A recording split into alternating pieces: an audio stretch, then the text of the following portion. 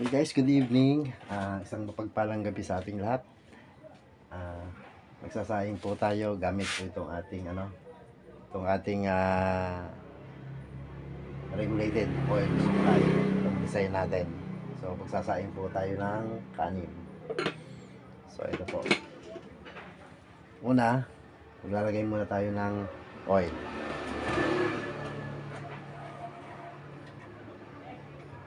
Buksan muna natin to na inlet ng langis. Ayan.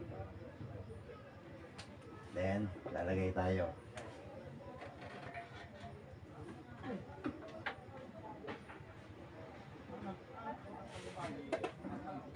Sarado muna natin itong ating ball valve.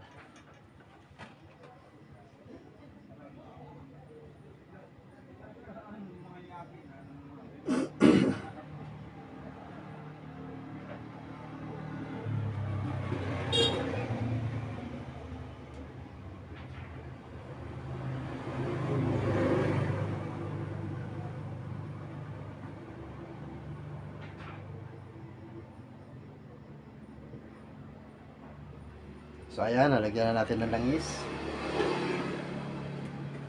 So ngayon, tatakpan na natin yung ating inlet, yung tangke.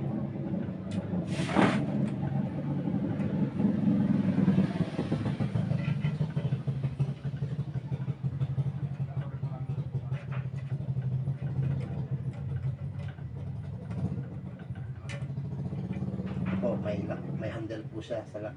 Ayan. Kailangan walang singaw para huwag magkaroon ng hangin doon sa loob habang hindi pa natin pinapagana. So ngayon po, pang-start po natin is diesel bago tayo maglalagay ng langis para mas mabilis. Kasi kapag langis, medyo matagal ng konti. So, maglalagay muna tayo ng konting diesel para madaling mag-apoy.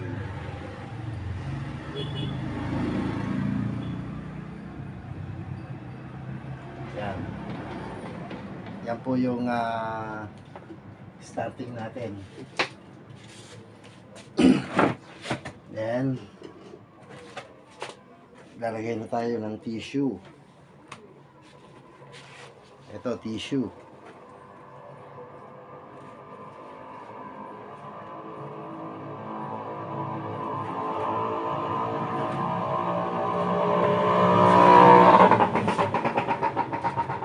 Then, sisindihan na natin.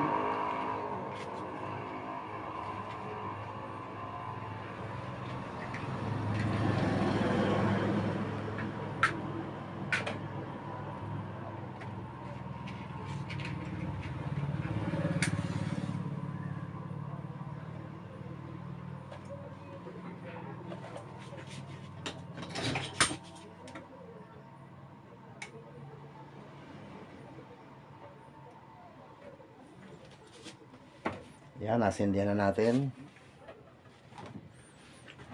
Then wait tayo ng mga ilang minutes lang bago natin i-on yung ating blower.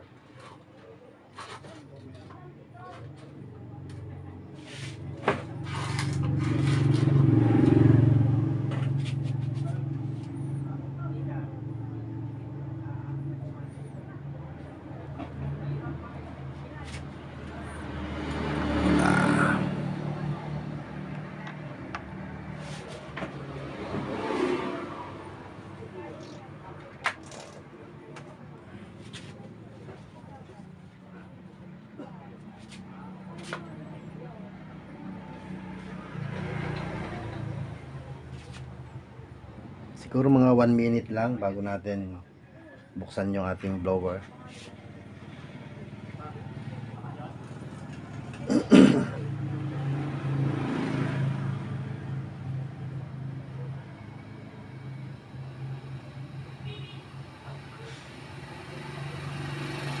Subukan natin kung paano tayo mag-in ng kanin.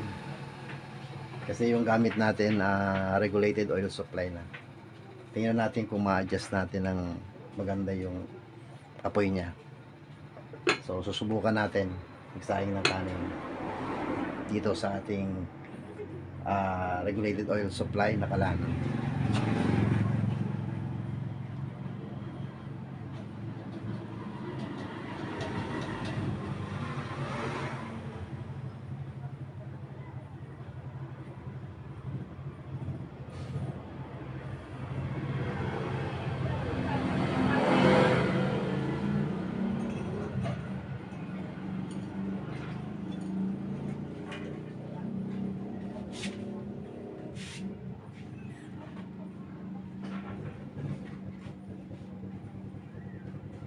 So i-try natin na i-open yung ating blower ng sagad. Tingnan natin kung hindi na mamamatay.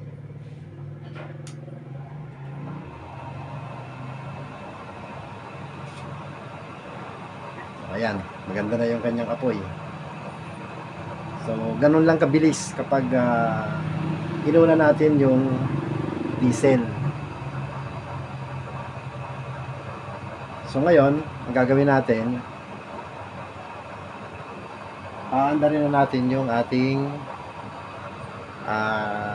ball valve. I-open na natin yung ating ball valve. Ito po, i-open na po natin siya.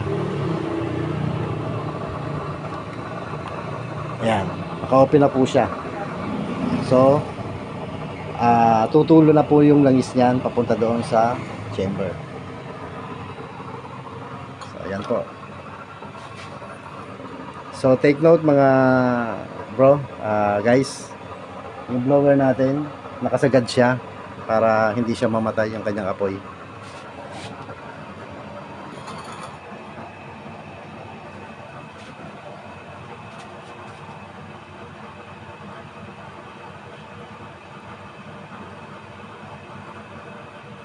So ngayon medyo pino na ang kanyang apoy. So salangan na natin itong bigas. Wala itong hawakan.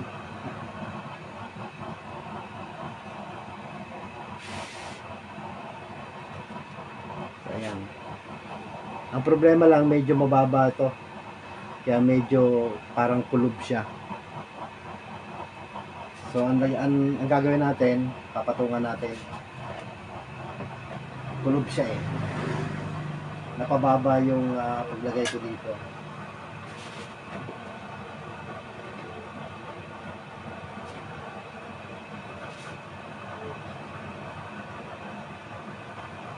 So siguro baliktad din natin.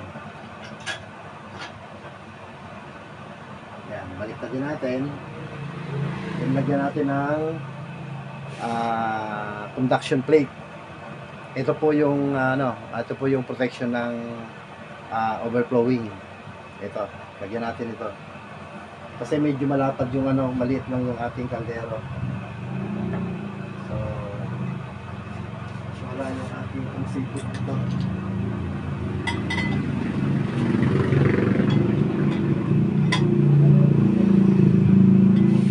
Lagyan na natin, then patong na natin to. Ayan po. So safe na po siya. Ayan. Ayan lang po ha.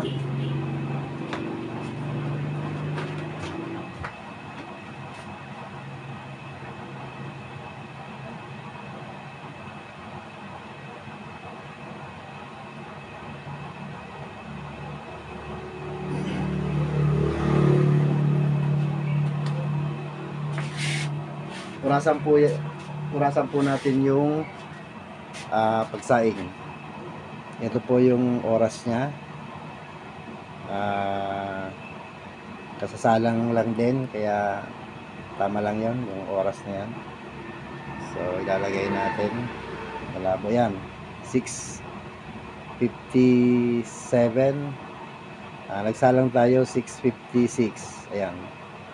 So nakabanti na ng 1 minuto. So 6:56 tayo nagsalang. So tingnan natin kung ilang minutes bago siya baluto. Sa bagay, konti lang naman tong ating sinaing. Yan. 6:57.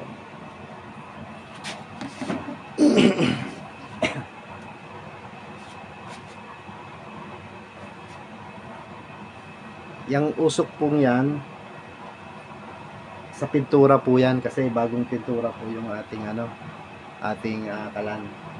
So pati yung chamber natin, pininturahan natin, kaya yung usok na yan, hindi yan doon sa langis, doon yan sa pintura. Pero pag nagamit yan, so mawawala na yung usok na yan, kasi madadry na yung kanyang pintura, tsaka yung iba mawawala na rin. So dyan lang naman yan sa chamber.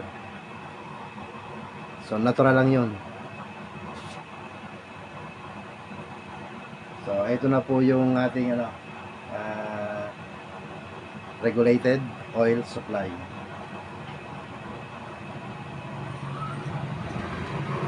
Ito po siya. So nakababa pa rin po yung ating ball valve.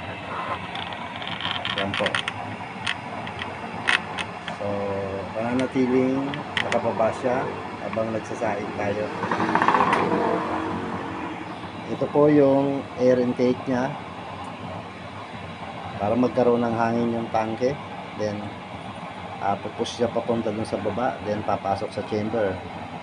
So ngayon pag napuno na yung level doon sa chamber ng langis, mag-o-off naman siya. Kasi matatakpan na yung butas doon papunta doon sa yung tube na yan, yung air intake na. So yan po guys.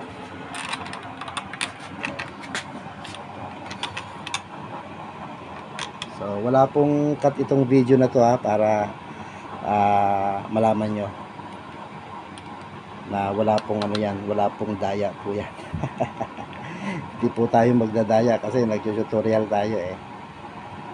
So yan po yung katotohanan yan. Guys, shoutout tayo habang naghihintay tayo. Shoutout kay Bro Joseph Ligayada, Bro Kasinet, Bro Boy Bakal, Bro SDV, Bro Kaisen Vlog Pankinapay, kay Bro Jejali TV, kay Bro Samford, then kay Boss Larsky Vlog. At doon sa mga hindi ko nabanggit, shoutout sa inyo. Sa lahat po ng mga gumagawa ng kalan, shoutout sa lahat. So maraming salamat sa suporta nyo. Salamat po. Yan po yung result ng ating regulated oil supply. So yan po siya. So tuloy-tuloy naman po yung kanyang apoy.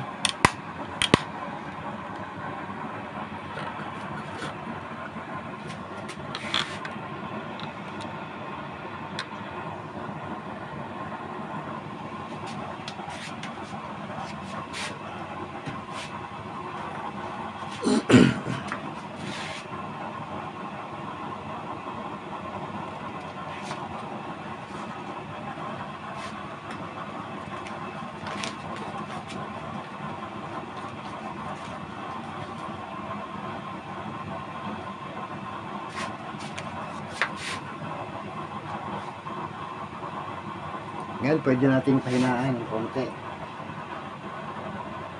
Yung apoy.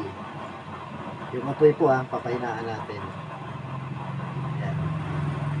Para yung lang, mild lang siya.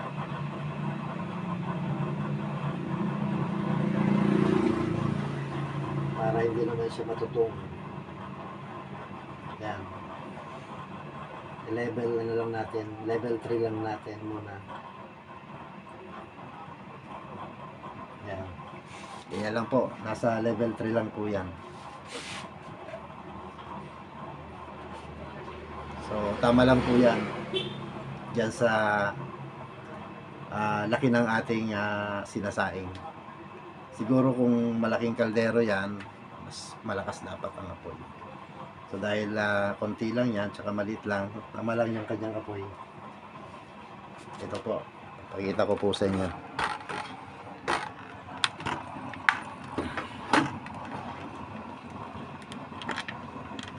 Ayan, ganyan lang po yung apoy niyan. So tamang tama lang po.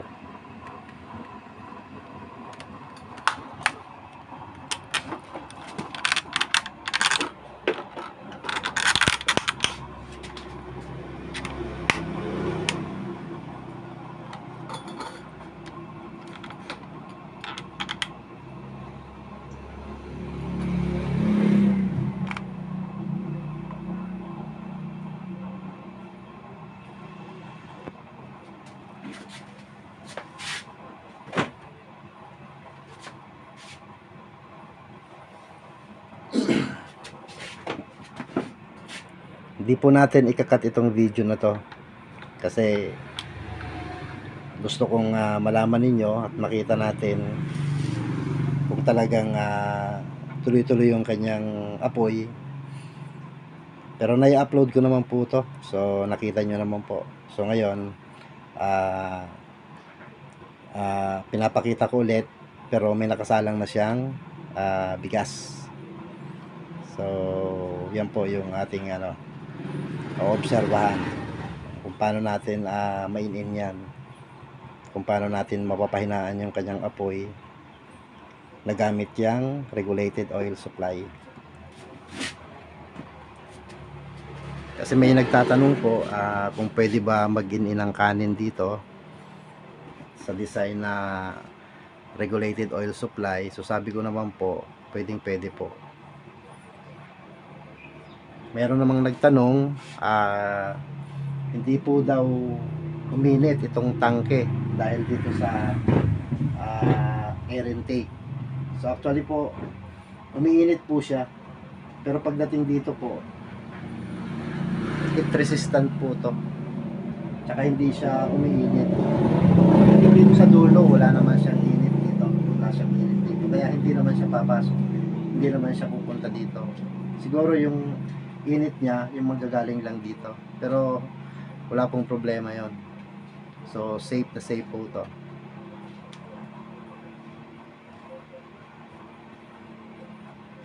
So yan po, so safe po ito kahit na meron tayong nilagay na air intake. So pagdating dito, wala siyang init. Dito medyo mainit siya dito, pero dito wala siyang init. Ayan, nahahawakan ko siya. So pagdating dito, lalong wala. So dito, wala siyang init, gawa ng may distansya naman siya eh. Siguro kung malaking kaldero, iinit siya, pero hindi masyado. Kasi naman siya, may distansya naman siya siguro.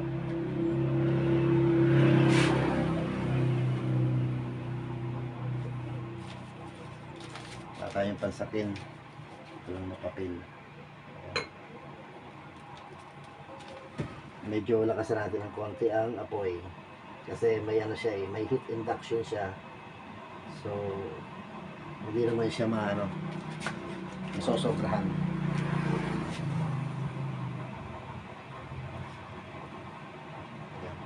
Mas lakasan natin ng konti yung apoy.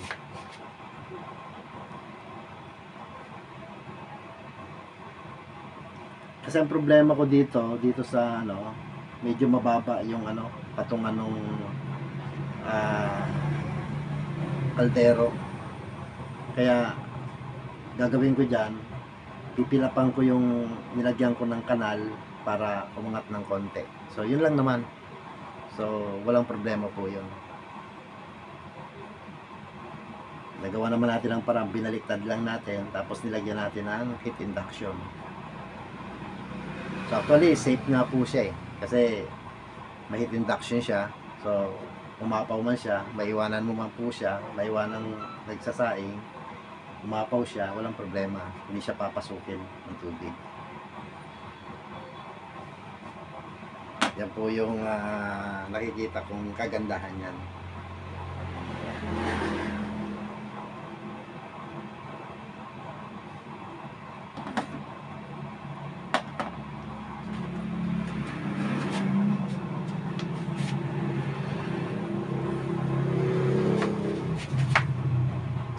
wala pong cut ang video na to, so hindi po natin ika-cut kasi titingnan talaga natin kung talagang gumagana tong regulated oil supply natin, na hindi natin ginagalaw yung ating ball valve.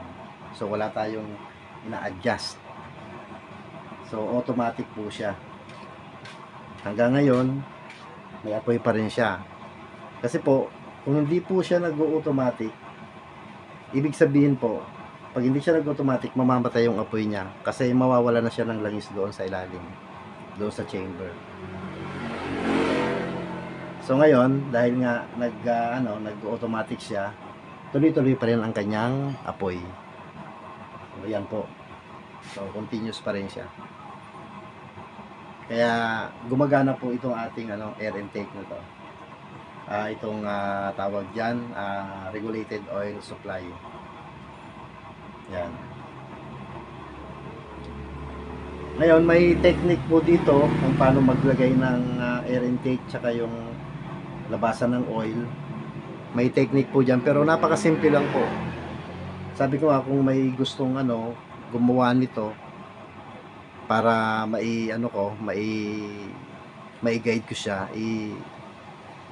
add po ako sa FB, then mag-message sa Messenger para masagot ko kaagad, para matulungan ko po siya, maturuan ko po siya yung mga baguhan na gustong gumawa din ng ganito.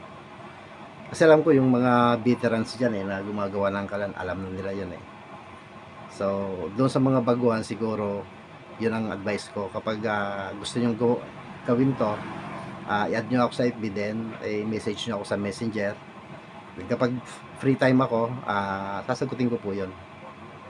So pwede ko pang pwede ko pang i-sketch yun, lahat-lahat, basta kung gusto nyo lang. Kaya yan po yung yan po yung tulong ko.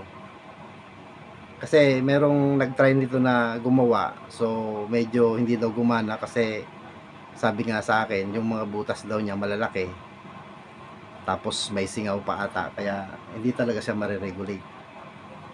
So eto po, ang technique po talaga nito, dapat walang singaw dito sa inlet ng tangke. Wala pong singaw dito, then wala pong singaw dito sa ball valve. Then lalo na po doon sa chamber na nakakabit siya, wala po dapat singaw. Yun po talaga, sealed po siya, para wala pong hangin na extra na nakakapasok. Maliban lang po doon sa nilagay nating air intake doon sa chamber. Isa lang po na butas yun. Pero dapat ang butas mo, dapat maliit lang. Then dapat mababa lang talaga. Kung pwede mga mga 1 cm lang. So yung 1 cm na yan, halos mga kalahati doon ang butas sa 1 cm na yan. Mga 0.5 cm yung butas mo doon. Tapos yung taas ng butas niya sa ibabaw, tsaka yung sa flooring, yun yung 1 cm. Huwag kang magsusukat doon sa pinakababa ng butas kasi tataas yung langis mo. Ganon din doon sa air intake na ikakabit natin, same ang hole niya, same din yung height niya. So kung 1 cm dito sa passage ng oil, then 1 cm din doon sa air intake tube niya. So para balanse siya. So kapag napuno na yung kapag natabunan na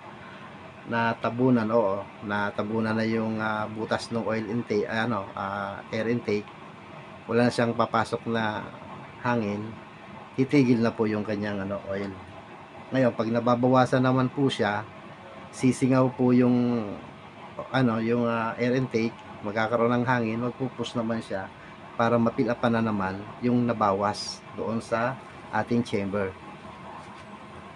Yun po ang niyan, yun po ang mechanism niyan. So guys, tandaan nyo po yan. Tulad nga ng sinabi ko, kung gagawa kayo na medyo nahirapan po kayo, message nyo lang po ako at sasagutin ko po at i-guide ko pa kayo. Ano po tayo dito sa tutorial, so tulungan. So kung sinong nangangailangan ng tulong, tulungan. Ayan po, kumukulo na po siya. So ang kaganda kahit na na siya, kahit na umaapaw na yung kanyang tubig, so hindi tayo matatakot na baka mag-fireball siya kasi meron naman tayong heat induction. So buksan po natin. Yan po, kumulo na po siya. So pasingawin natin para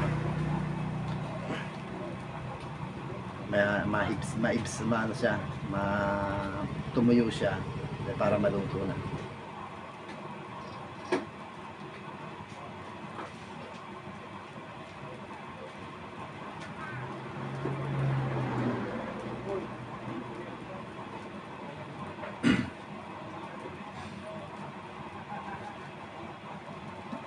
So ilang minutes siya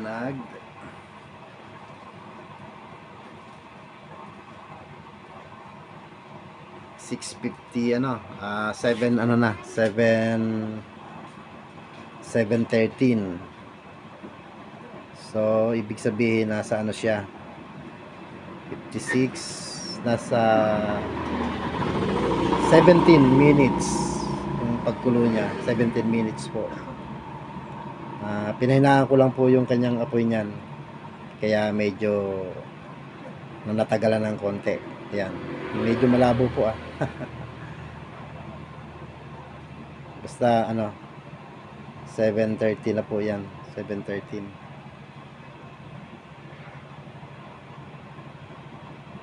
Labo, galaw pa. Basta kanina 7:13, 7:40 na. So nasa 17 minutes po.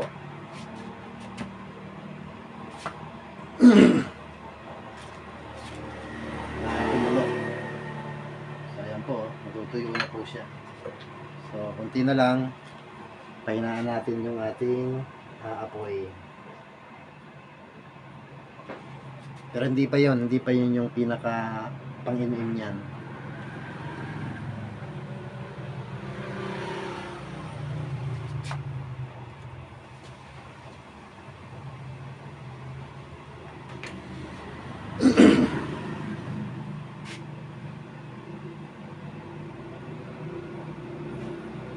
Ito talaga guys ang pinakamaganda, yung talagang merong regulator ka doon sa kalan mo, kasi sabi ko nga hindi ka na hindi ka na mag-adjust dito. Wala ka nang dapat pihitin na habang nagluluto ka o kahit mag-iinin ka. So ang gagawin natin mamaya, tuturo ko sa inyo kung paano tayo mag-inin ng kanin. Tayin muna natin itong matuyo. Yan. So ayan, tuyo na po siya. So wala na pong kita ba? Wala na pong tubig. So ngayon, gagawin natin, papakita natin yung Yan. Gagawin natin, pag nag-inin tayo, i-off na natin tong ating wall bulb. Ito po ang discard niyan. I-off na po natin siya. Tama po ba? Kasi kung bakit i-off ito, para yung langis niya pag tapos na tayo magluto, natakpan ko, at least yung langis niya konti na lang yung matitira doon sa chamber, di ba po? So total mag-aano naman tayo, mag-i-in. So yung natitirang oil doon, tamang-tama siguro bago maluto yan, paubos naman yung natitirang langis doon sa chamber niya. So ngayon, in-off na natin. Ayan po yung kanyang apoy. Papahinaan po natin siya. Ayan, papahinaan po natin siya. Ayan, yan po. Namatay. Sorry, namatay. Nabigla lang siguro doon sa pag-off ng ball bulb. Parang nagkaroon ng hangin. Pero ngayon okay na siya.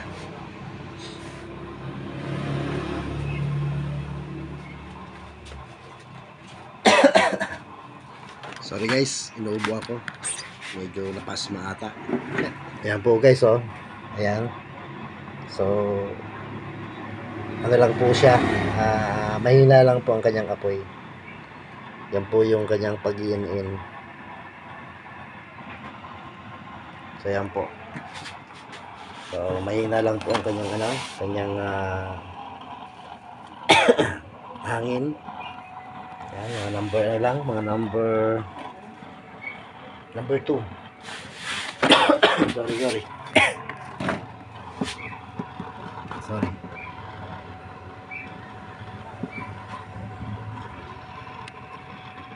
Yan, mga number 2 lang. Yan, mga number 2 lang siya. So, number 2 lang siya. Yan, ganyan yung kanyang takas ng apoy. Ayan po. So, hindi po siya masusunog. Gawa ng may ano siya. May heat induction. Heat conduction. Yan. Yan, may heat conduction siya.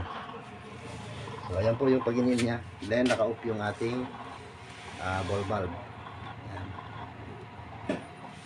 So, antayin na lang natin na main in siya. Tamang-tama, mawawala na rin yung kanyang langis doon sa chamber. So, yan po yung pag-inil ng kanin. Pagsaing dito.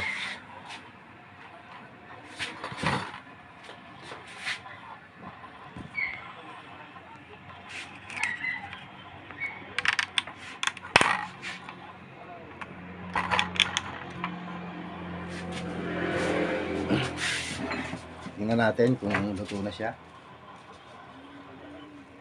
So, ayan po guys, oh. Luto na po siya. So, ayan, luto na po siya. So, ayan po. Konting ano na lang, konting hinin na lang. Pwede na siyang tanggalin diyan sa kalan. Ito po na sinain kong to, sa mga alaga namin to. Kaya konti lang yan, oh. Sa 3 alaga ko lang na aso to. Kaya konti lang yung niluto ko. Ayan.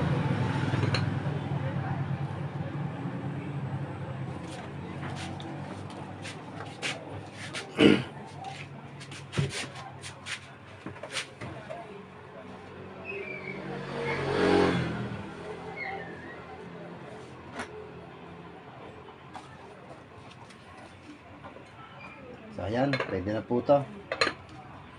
Okay na po yan. Pwede na po yan.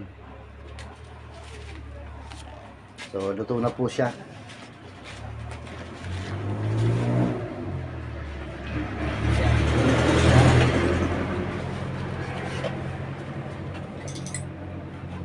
Then tarin na natin to. Yan, yan ang kanyang apoy, oh. Mahina lang siya. Ayan. Then, para hindi masayang yung kanyang konting langis, lagyan natin ng tela na basa para ma-off siya. Yun yung gagawin ko ng paraan. Mag-iimbento ako nung itatapal ko dyan, then hindi makakasingaw yung usok. Pinag-iisipan ko pa para gawin. So, wala tayo ng tela. Ito, babasahin natin to. Ay, sorry. Babasahin natin to.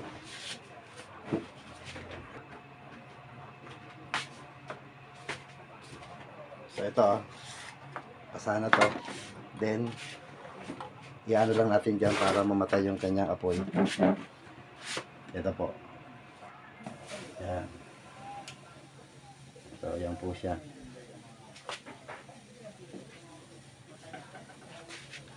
Ganyan po guys, ang pagpatay ng apoy niyan. Pero itong usok na to, kung ito walang singaw doon, yung mga hiniwa-hiwaan ko doon sa curb niya, hindi po siguro sisingaw yan. Kaya siguro mas maganda kung ma-building yun eh. Pero gagawa ko ng pang dito na para yung usok mawala yan. Gagawa ko yan. So ayan po guys. So tapos na po tayo magluto. Ayan. Naka-off na siya yung ball valve. Naka-off na rin yung kanyang ito yung blower. So, tanggalin na natin. So, ayan, tapos na tayong magluto. So, ito na po yung ating niluto. Yan, yung pampakain natin sa mga alaga. So guys, maraming salamat sa panonood. Sana nagustuhan niyo yung ating demo. So, maraming salamat ulit. Lalo na doon sa mga napadaan sa channel ko. So, kung hindi ka pa po nakapag-subscribe, paki-subscribe naman po. So, maraming salamat. God bless. Bye-bye.